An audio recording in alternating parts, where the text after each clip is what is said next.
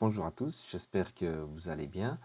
Alors aujourd'hui, je vais vous montrer la fonction pour extraire toutes les tôles en une fois, enfin les tôles non pliées, c'est-à-dire les tôles à l'oxycoupage, comme ça, qui n'a pas de propriété de perte au pli. Alors pour faire simple, vous pouvez ici aller dans tôle pliée et en dessous d'exportation, ici, vous avez la petite icône en DXF bleu là. Vous cliquez là-dessus et après vous allez choisir un dossier où vous voulez l'extraire, enfin extraire tous ces DXF, exporter, pardon. Bon, c'est la même chose, on crée un nouveau dossier et on appelle ça peut-être DXF export test. Voilà.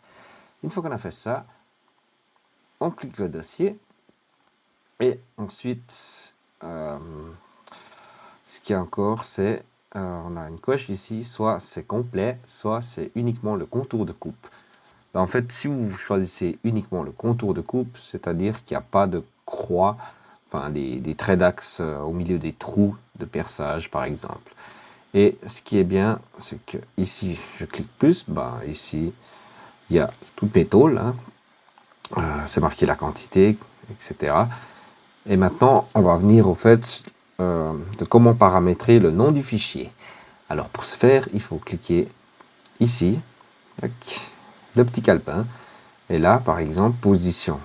Moi, comme on voit sur la scène ici, j'ai des textes de repère. Ce que je peux faire, c'est hop, sélectionner tout ça, et là chercher texte de repère. Je prends ça.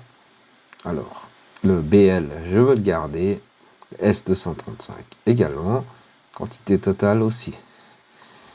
Bien sûr, j'écris quantité ici et là. Je choisis l'attribut et puis là, c'était je cherche quantité et j'ai choisi quantité totale. Et ici, la même chose, c'est l'intitulé des matériaux.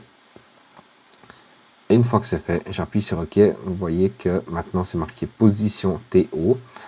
En fait, si j'ai le TO, j'ai pas besoin de position, mais voilà.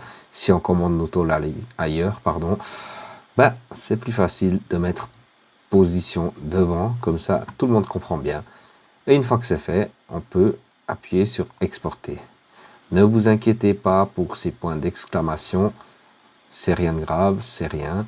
C'est juste que il crée des blocs dans iCAD, c'est pour ça.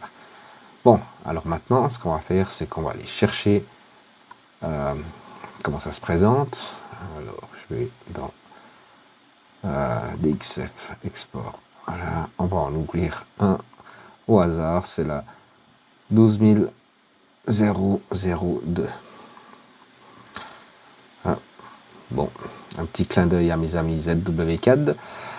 Voilà, parce que on n'est pas tous fous de payer une blinde pour l'autre logiciel. Voilà, si je vous montre un exemple ici, on a le trait d'axe. Donc voilà. Et c'est la position 12002. Et le fichier s'appelle pose.to. Voilà.